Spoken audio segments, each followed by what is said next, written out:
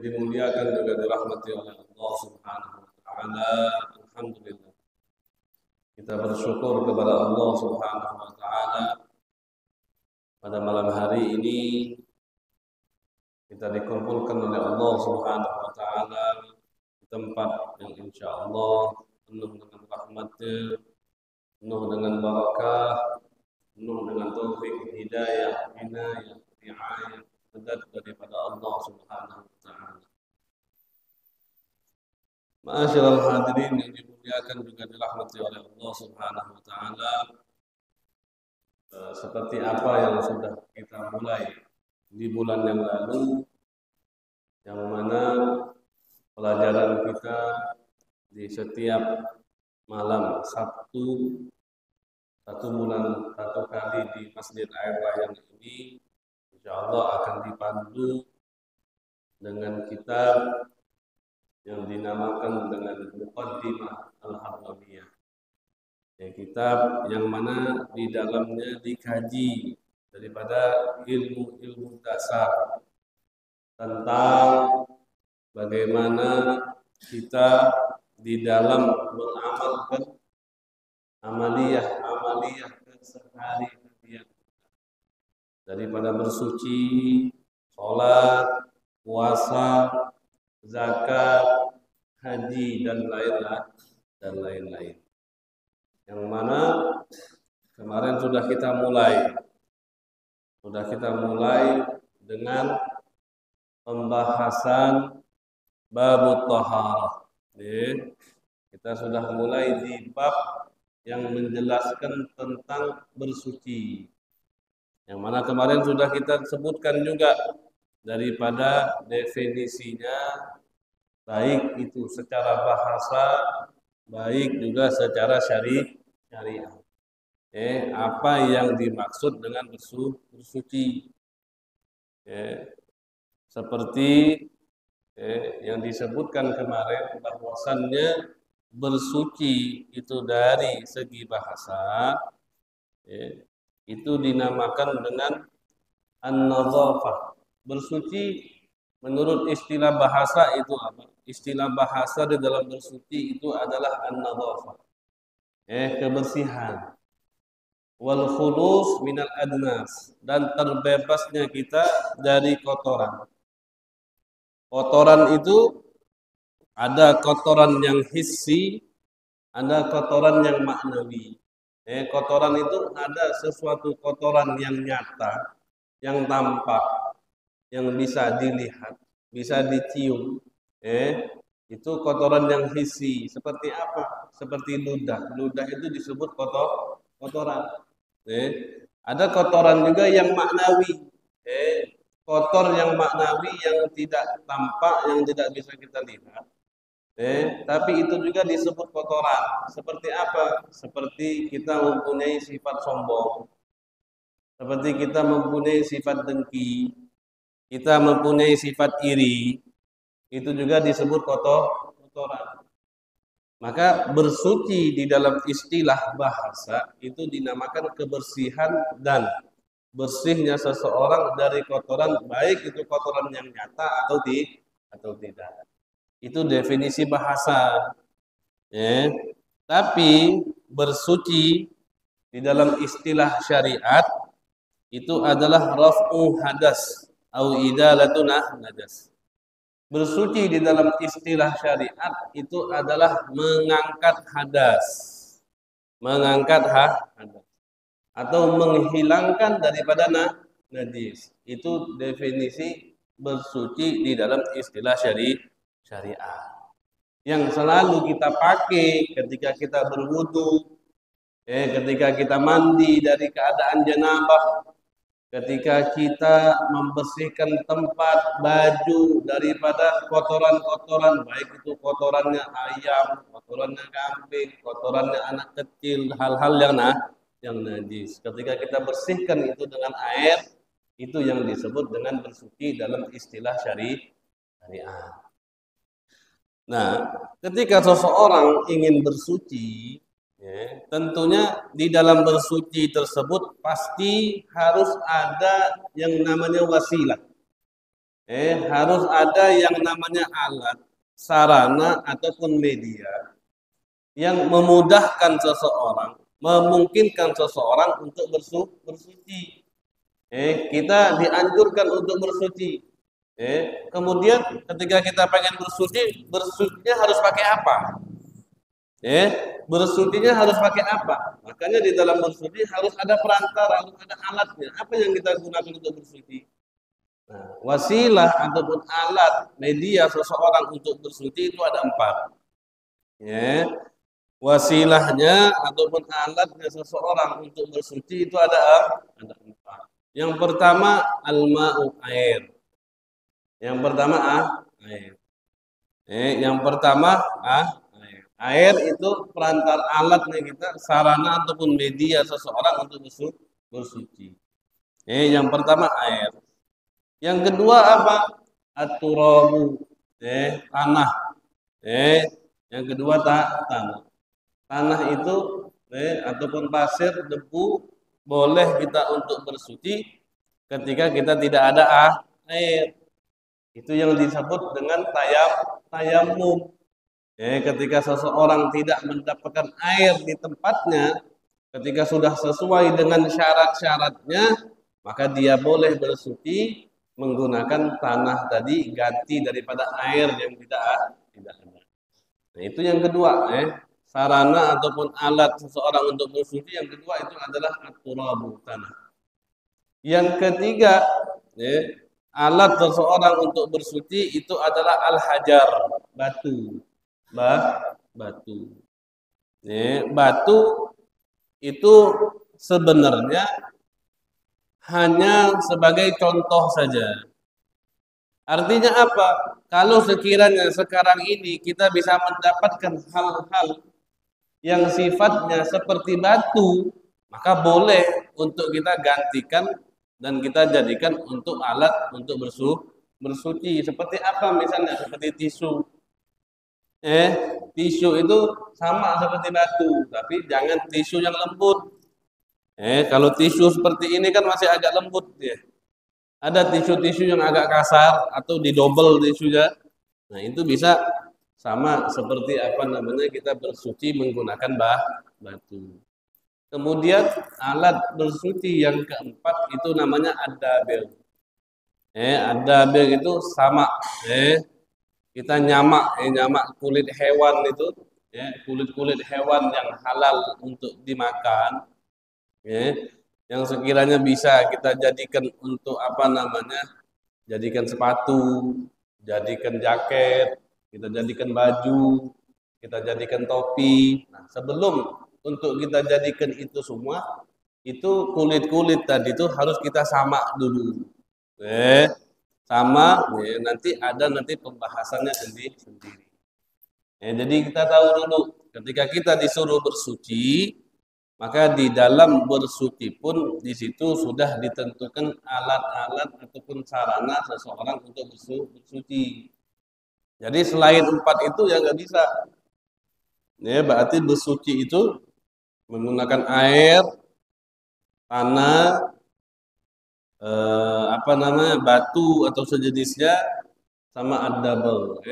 Kita menyamak daripada kulit hewan. Nah, itu perantara seseorang untuk bersuci. Nah, di dalam bersuci juga ada tujuan. Di dalam bersuci itu ada tujuan. Tujuan kita untuk bersuci apa? Wudu. Wudu. Yang pertama wudu. Orang bersuci dia pengen wudu. Tujuan dia bersuci apa? Ghusl, mandi. Tujuan dia bersuci apa? Tayammum. Tujuan dia bersuci apa? Izalatun najasah, menghilangkan daripada najis. Maka di dalam bersuci ada alatnya dan ada tujuan. Alat bersuci ada 4. Tujuannya juga ada 4. Orang bersuci untuk wudu, untuk mandi, untuk dia tayammum, untuk dia menghilangkan najis. Tujuan bersuci ini 4. Kemudian di sini juga disebutkan, kata beliau la yasihhu raf'ul hadasi wala izalatun najasi illa bima yusamma ma'an. Tidak sah seseorang raf'ul hadas di dalam mengangkat hadas. Hadas ini ada terbagi menjadi tiga. Ada hadas yang kecil, ada hadas yang besar sekali, juga ada hadas yang tengah-tengah. Hadas yang kecil apa? Hadas yang kecil itu wudu. Wudu itu kita mengangkat hadas yang kecil. Ada hadas yang tengah-tengah. Hadas yang tengah-tengah itu mandi dalam keadaan junub. Itu namanya hadas yang tengah-tengah. Mandi kita pengen mengangkat badan kita ini dari keadaan junub. Ada juga hadas yang besar. Hadas yang besar itu dinamakan dengan haid. Orang haid itu termasuk hadas yang lebih besar daripada orang junub. Kenapa? Karena orang yang haid itu di samping dia haid, dia juga mengeluarkan daripada darah. Nah, darah ini sifatnya najis. Darah ini sifatnya najis. Makanya orang haid itu lebih besar daripada orang junub. Yang haid itu lebih besar daripada junub. Begitupun juga dengan nifas. Nah, kita tidak sah bagi kita untuk mengangkat hadas, baik itu wudu, mandi ataupun haid. Wala izalatun najasa, dan tidak sah bagi kita untuk menghilangkan najis illa bima yusamma ma'an, kecuali dengan sesuatu yang dinamakan dengan air.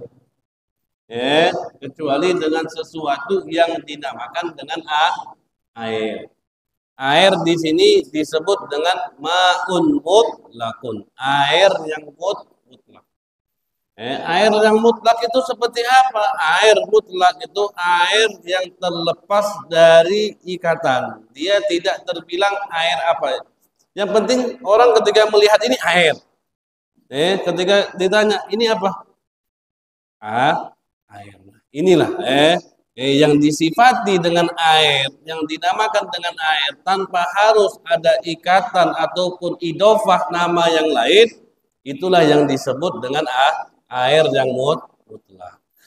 Berbeda kalau misalnya air yang kita minum sekarang ini ditaruh sirup, sirup marjan, strawberry misalnya. Ketika sudah kita tanya ini apa?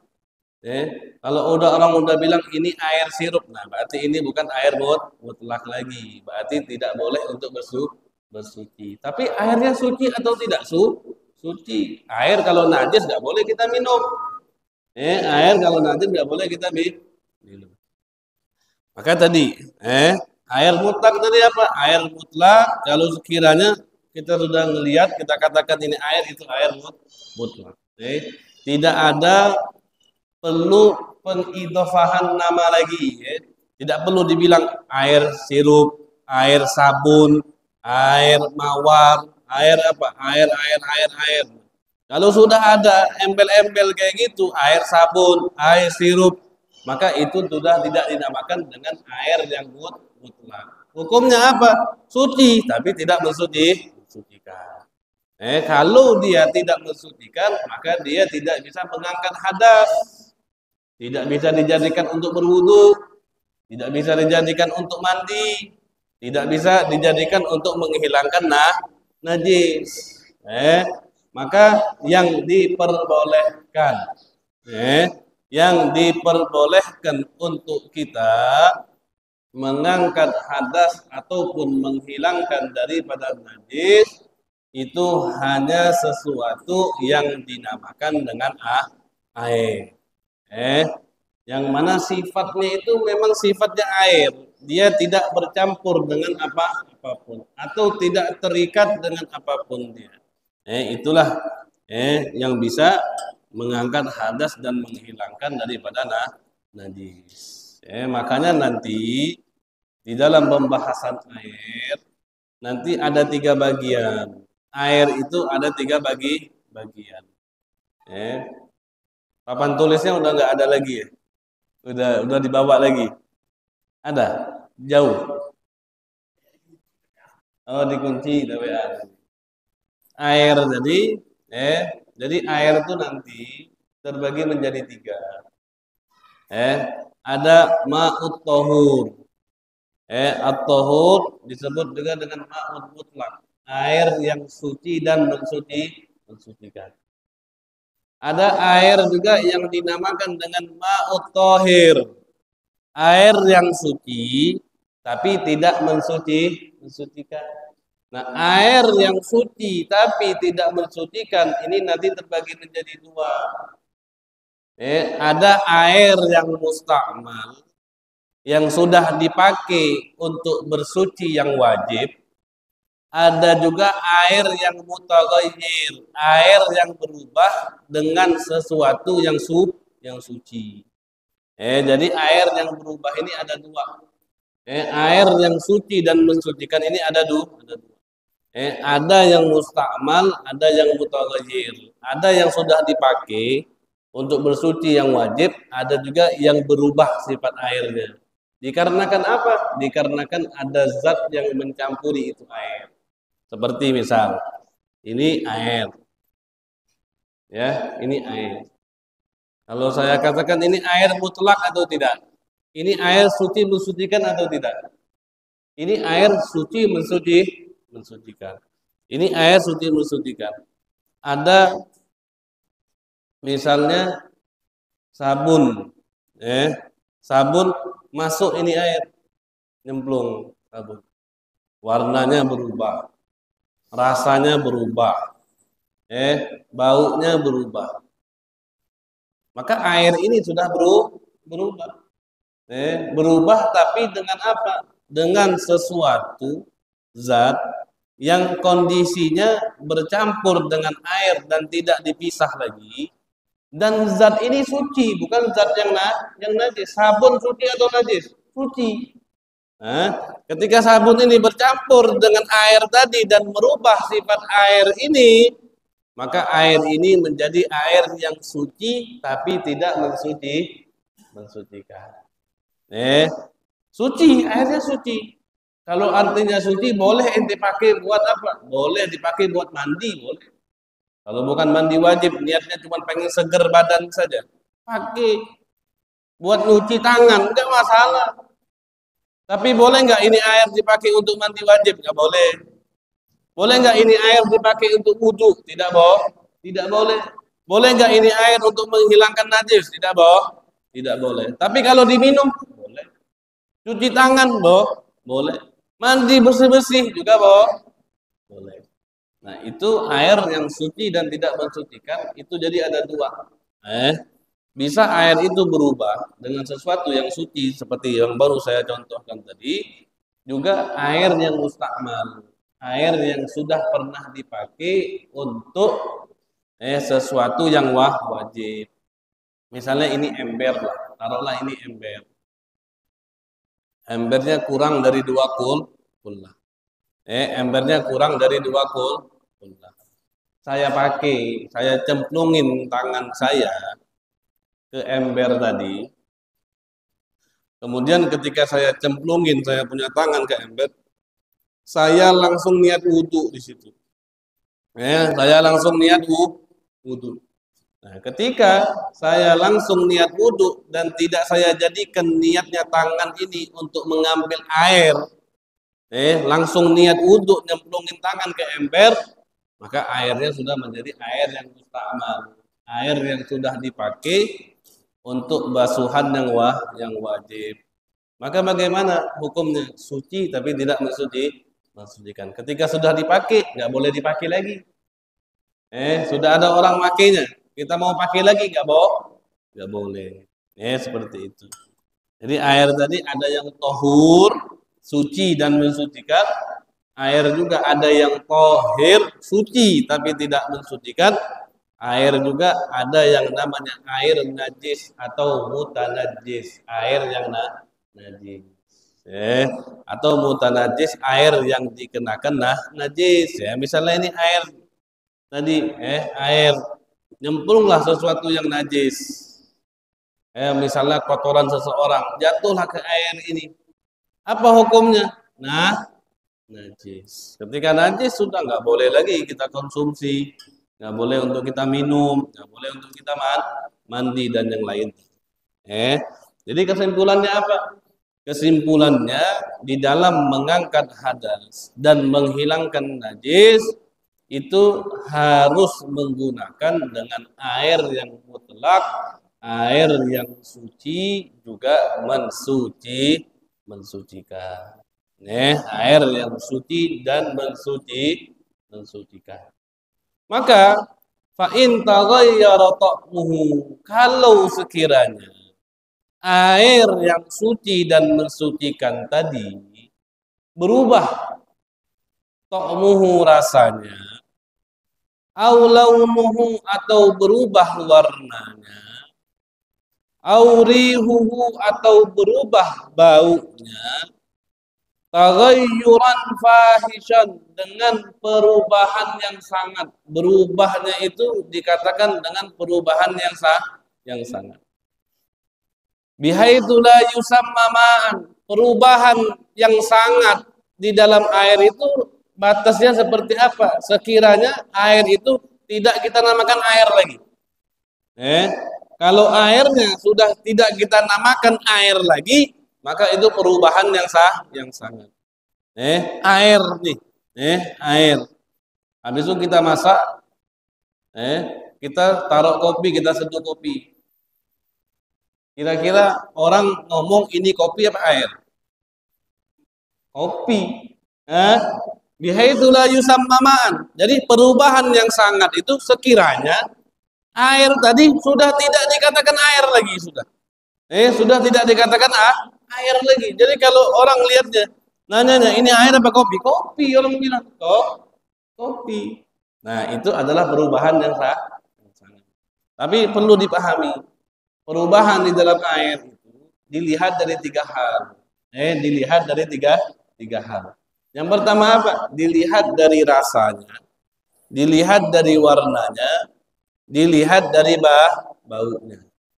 Ketika ada rasa yang berubah, maka air itu sudah dikatakan air yang suci tapi tidak mensucikan.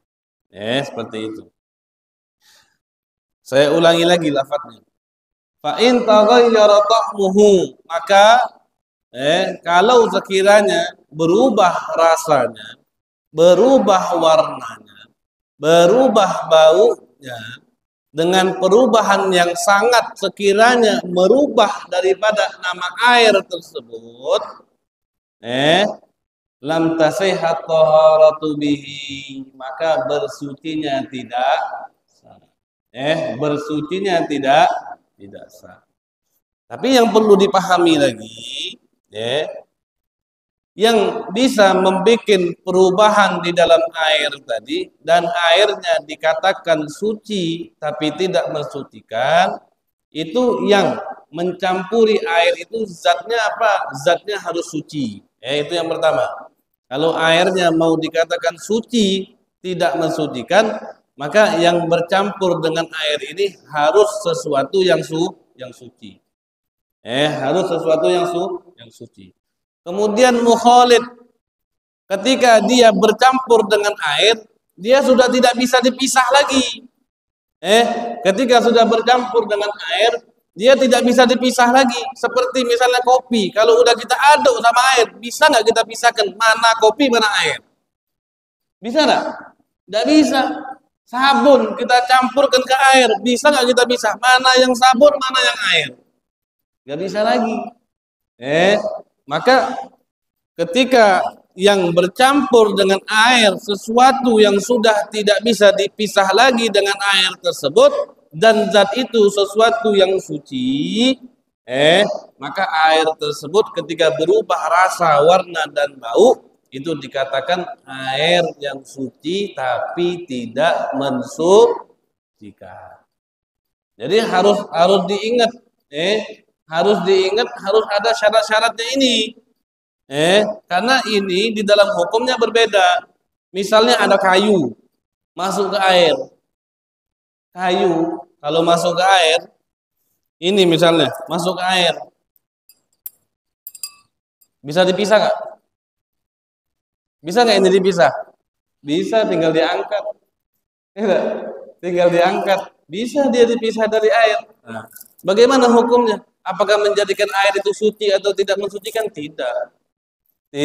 Tidak, karena apa? Sesuatu yang bercampur dengan air tapi bisa dipisah. Kayu misalnya atau apalagi lumut misalnya, apalagi tanah misalnya, itu masih bisa dipisah dari air. Minyak, minyak itu kan sifatnya dia tidak bercampur. Coba kalau antum mau praktek, antum ambil minyak di rumah, antum campurkan ke air, kelihatan pasti mana yang minyak, mana yang air. Seperti itu. Jadi, kita ulangi lagi.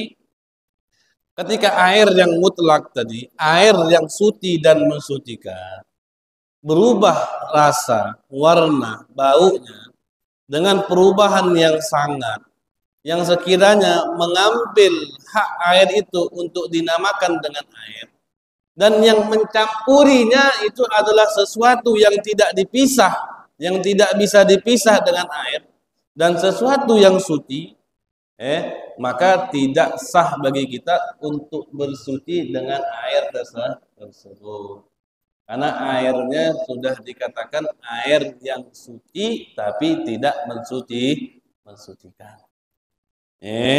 Saya ulangi syaratnya lagi. Biar paham. Syaratnya apa tadi? Syaratnya yang mencampuri air tadi zatnya harus mukhalid. Dia harus sesuatu yang tidak bisa dipisah dari air. Dan dia harus suci. Kenapa harus suci?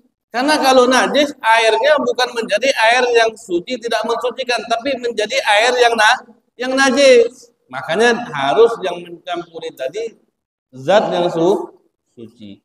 Habis suci, yastaghnil ma'u anhu. Air syarat yang ketiga, air gak butuh sama dia. Air gak butuh. Saya tanya, air butuh nggak sama kopi? Air butuh nggak sama kopi? Nggak butuh. Air butuh nggak sama sirup? Nggak butuh. Tapi air butuh nggak sama gelas? Butuh air sama gelas, Bu? Butuh lah. Kalau nggak ada gelas, gimana kita bisa minum air? Air sama bak butuh atau tidak? Bak mandi, butuh nggak kita ada bak buat nampung air, Bu? Butuh. Maka ketika bak itu nantinya berlumut atau airnya berubah di dalam bak, tapi berubahnya bukan dikarenakan zat yang menyampurinya, tapi perubahan yang biasa. Misalnya kan terkadang kita nyimpen air di bak itu tahunan, kadang ada orang rumahnya nggak dipakai-pakai. Ketika dia meninggalkan rumah, dia sudah nampung air, baknya penuh. Dia tinggalkan dia urusan di luar kota, dia tinggalkan rumah 1 tahun, ketika dia balik ke rumah, air itu masih ada.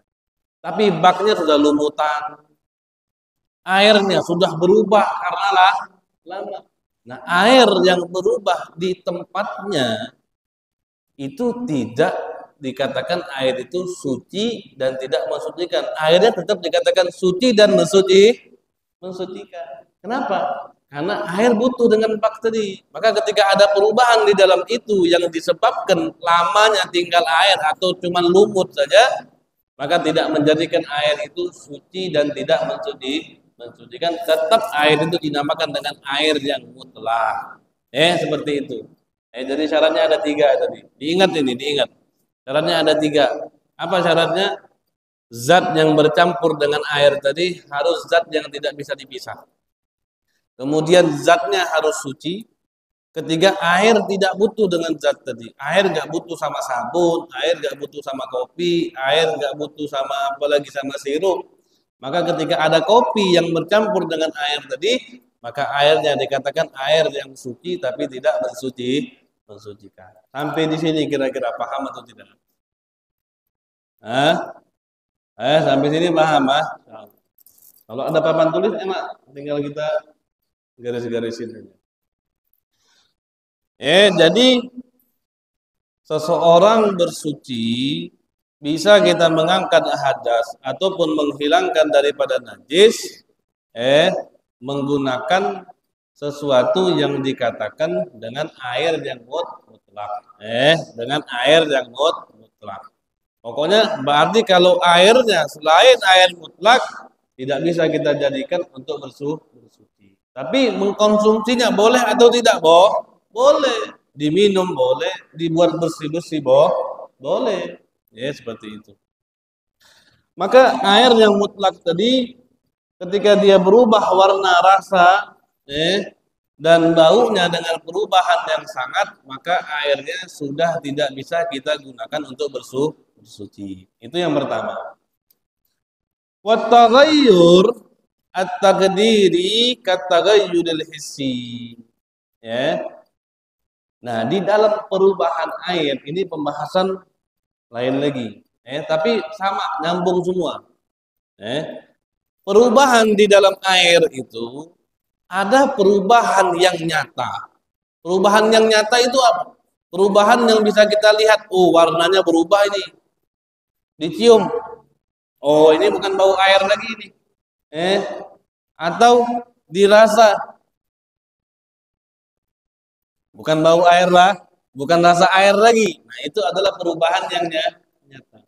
Tapi di dalam air juga ada perubahan yang tidak nyata.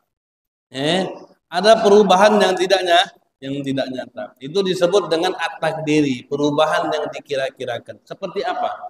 Seperti misalnya ada air. Ini air. Ada air. Ini air.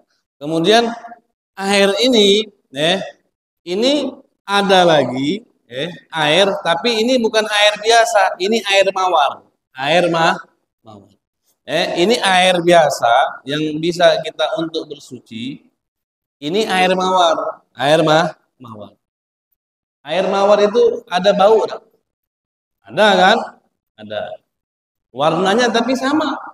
Air mawar warnanya apa? Merah. Air mawar di sini aja kali warna-warna, tapi kalau di luar air mawar warnanya putih. Air mawar itu di luar warnanya putih. Mungkin ini diwarnakan kali kita ini, dikasih warna kan. Tidak tahu apa memang ada air mawar yang warna. Tapi setahu saya, jika saya di Yaman sana, air mawarnya itu warnanya putih. Nah, taruhlah kita air mawar warnanya putih, tapi air mawar itu ada bau. Ada bau yang bisa membedakan mana air mawar, mana air.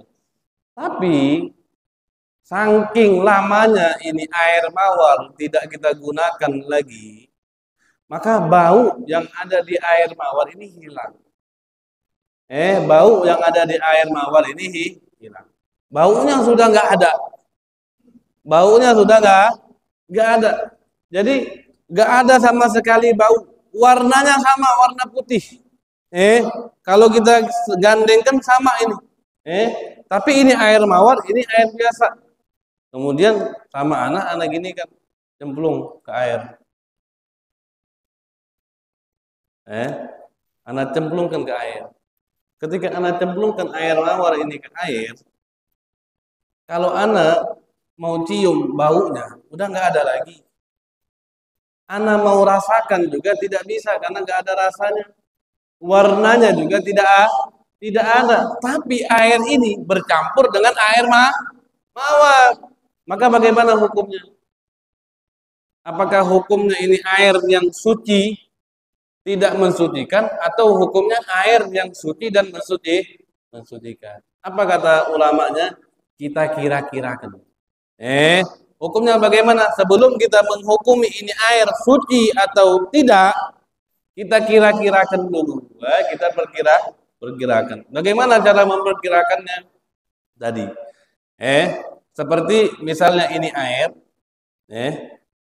Tercampur air mawarnya kayak gimana? Tercampur air mawarnya setengah botol ini. Maka setengah botol yang air mawar ini kita ganti dengan air sirup misalnya. Kita ganti dengan air sirup.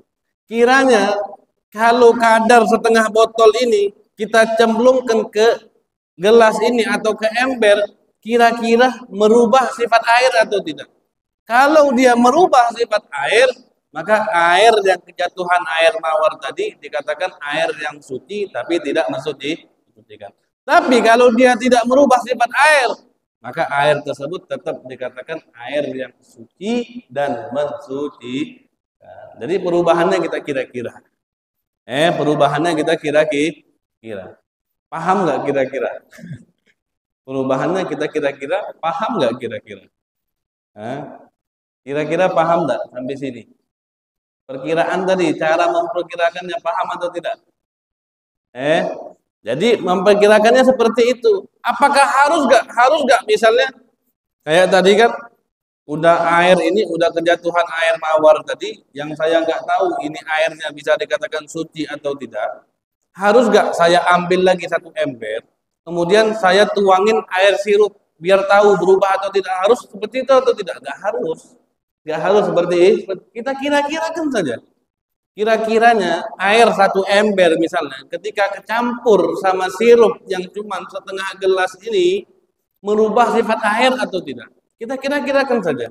Kalau kiranya menurut kita itu merubah sifat air, maka air yang terkena air mawar tadi dikatakan air yang suci tapi tidak mensucikan. Kalau kita kira-kirakan tidak merubah sifat air, maka air tersebut dikatakan air yang mutlak, air yang suci dan mensucikan. Sampai sini ada yang bertanya dulu atau tidak? Silakan. Mumpung masih pendek. Wala yadurru taghayyurun yasirun la yamna'u ismal ma. Kemudian tidak berbahaya. Kalau sekiranya di dalam air itu ada perubahan, tapi perubahannya sedikit. Jadi perlu dipahami, perubahan di dalam air itu sifatnya ada perubahan yang sangat, ada perubahan yang sedikit. Kalau ditanya perubahan yang sangat itu seperti apa? Perubahan yang sangat itu adalah perubahan yang mencegah air itu untuk dikatakan air. Itu namanya perubahan yang sangat. Airnya nggak bisa dikatakan air lagi, maka itu perubahan yang sangat. Kalau perubahan yang sedikit seperti apa? Perubahan yang sedikit kiranya air itu tetap bisa untuk dikatakan air. Air itu tetap dia dikatakan air, tapi ada berubah tapi cuma sedikit. Masih bisa kita katakan air. Seperti misalnya kita punya bak, kita taruh kaporit. Kaporit biasa sini ya. Biasa-biasa orang tuh kaporit, taruh kaporit. Ketika air itu di dalam bak kita taruh kaporit tadi, kita ambil itu air, kita cium. Terkadang ada bau kaporitnya, ada. Terkadang ada. Tapi walaupun itu ada bau kaporitnya, tapi itu tidak membahayakan air. Air itu tidak dikatakan ini kaporit bukan air, enggak. Tetap kita katakan air. Nah, itu adalah perubahan yang sedikit. Nah, perubahan yang sedikit tadi boleh untuk kita jadikan bersuci karena airnya tetap dikatakan air yang suci dan mensucikan. Kemudian juga ini sebenarnya anak ini bawa kitab terjemahannya. Jadi kalau misalnya ada dari antum semua mau beli ini kitab harganya 50.000, mau beli ini kitab silahkan nanti daftarkan aja ke Ari. Kalau emang mau ngikut, biar misalnya dia ngikut belajar, benar jadi tahu dia, mana yang dibaca, mana yang diinikan biar tahu. Jadi kalau memang mau ikut,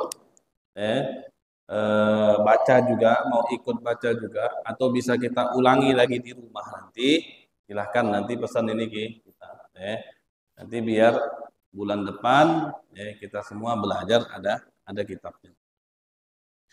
Kemudian la yadur taghayyurun bimuksin. Tidak membahayakan kalau sekiranya ada perubahan di dalam air, tapi berubahnya itu dikarenakan airnya lama terendamnya. Seperti Anda contohkan tadi, seperti air yang di bak tadi. Air di bak, di rumah kita punya bak. Airnya berubah. Tapi berubah itu bukan dikarenakan sesuatu yang jatuh ke air, bukan. Tapi karena lama terendamnya ini air. Kan beda pasti air itu yang baru sama yang lama terendam itu warnanya pasti berbeda, baunya juga berbeda. Nah, air yang berubah di tempatnya dikarenakan lamanya itu air terendam, maka itu tidak membahayakan sama sekali dan tetap dikatakan airnya suci dan mensucikan. Wabiturobin, air yang berubah dikarenakan tanah juga tidak apa-apa. Wabituhlubin, air yang berubah dikarenakan lumut. Karena kita kadang di bak itu kan karena terlalu lama kadang ada lumut. Nah, bagaimana air yang berlumut? Tidak apa-apa, tetap dikatakan air yang suci dan mensucikan. Wa ma fi maqarrihi wa mamarrih. Air juga yang berada di tempat dan yang berada di saluran air juga itu tetap dikatakan air yang suci dan mensucikan. Tapi di dalam saluran air itu ada hukumnya tersendiri nanti. Nanti di dalam saluran air itu ada gambarannya.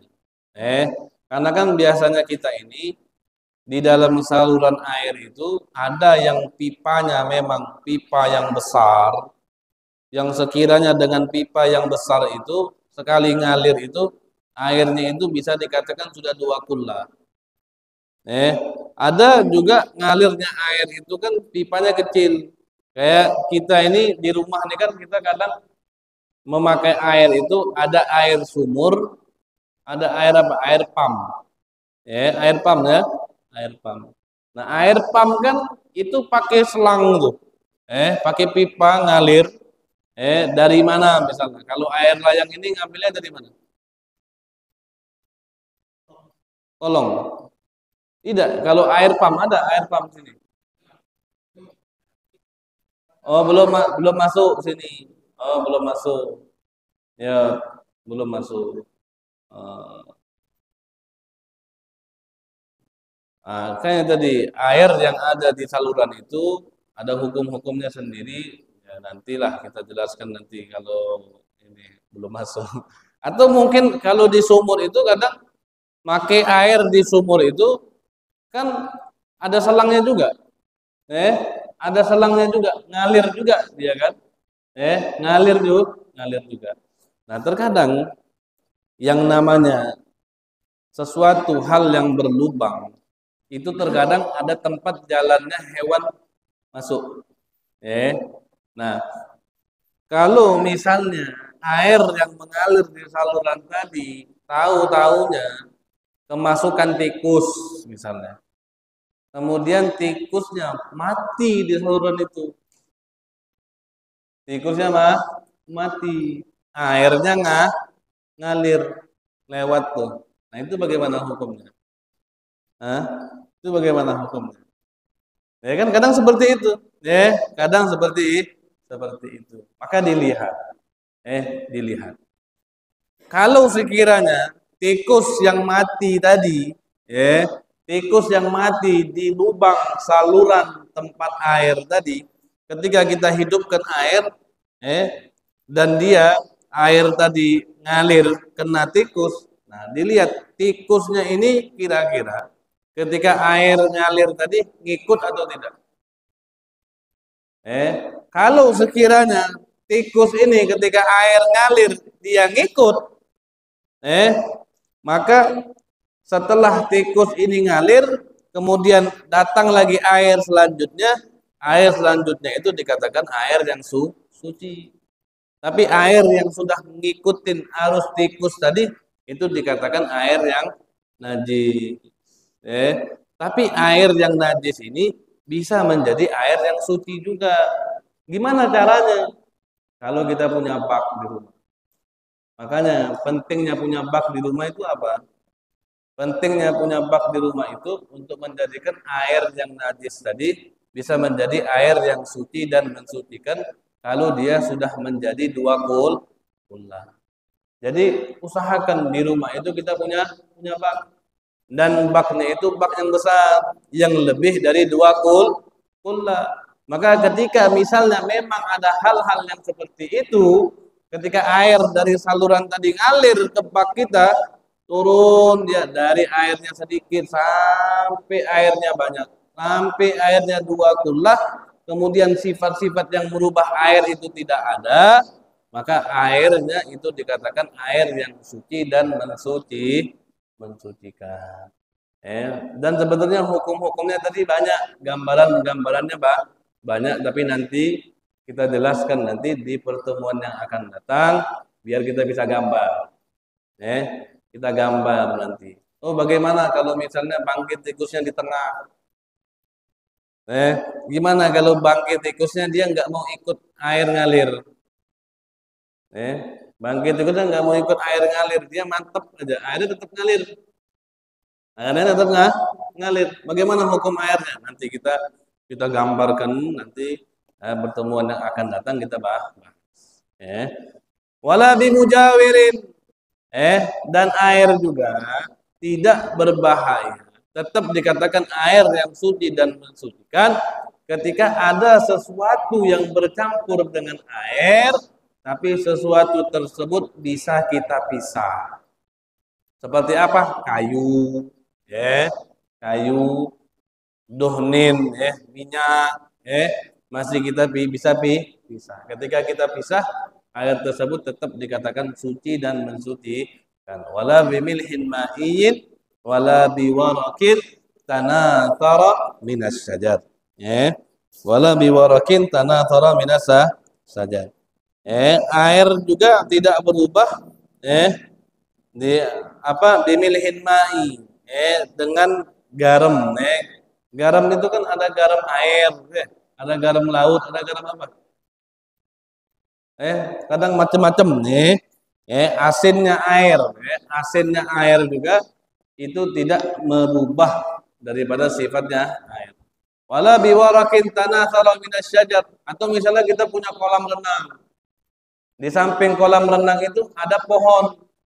Nah, pohon itu kan pasti ada daun-daun. Nah, kalau daun-daun itu berjatuhan, kena daripada kolam tadi, maka tidak membuat air tersebut suci, tidak mensucikan, tetap airnya dikatakan suci dan mensucikan. Berbeda kalau misalnya buahnya yang jatuh.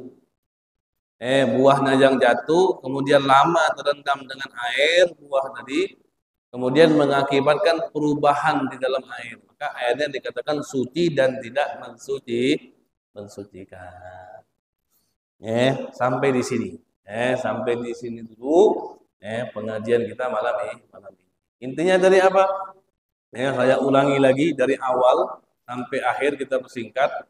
Jadi tidak sah bagi kita untuk mengangkat hadas, baik itu wudu, haid, nifas ataupun junub.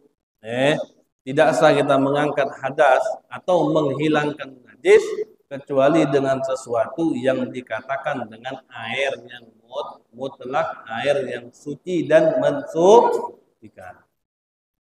Selain itu nggak boleh. Selain itu tidak boleh.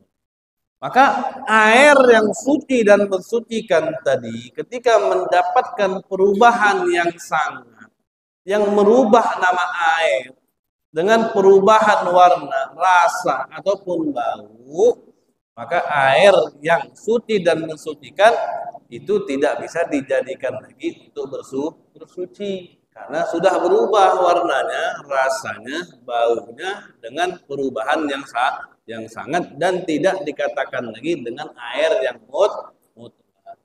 Karena sudah berubah. Kita sudah tidak katakan air lagi. Kita udah bilang ini kopi. Kita udah bilang ini sabun. Kita udah bilangnya ini sirup. Maka tidak boleh lagi untuk dijadikan bersuci.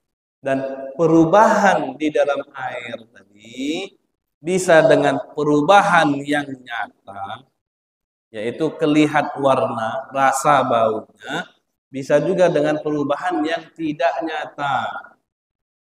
Seperti yang kita contohkan tadi, air mawar yang tidak ada baunya, warnanya sama seperti air warna putih, ketika nyemplung ke air, maka sudah nggak ada lagi rasa bau dan warnanya. Maka bagaimana caranya? Kita kirakan. Kiranya yang nyemplung itu sirup berubah atau tidak? Kalau berubah, kita katakan itu air suci dan tidak mensucikan. Kalau tidak berubah, kita katakan airnya suci dan mensucikan. Dan di dalam perubahan air itu ada dua.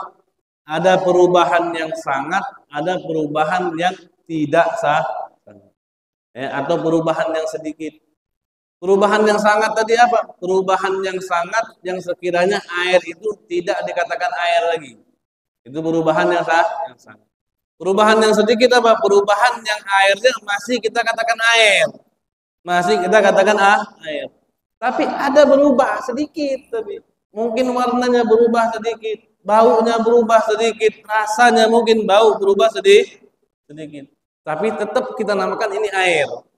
Maka bagaimana hukumnya? Hukumnya airnya dikatakan air yang mutlak, air yang suci dan mensucikan. Dah sampai di sini. Kiranya ada yang bertanya, silakan.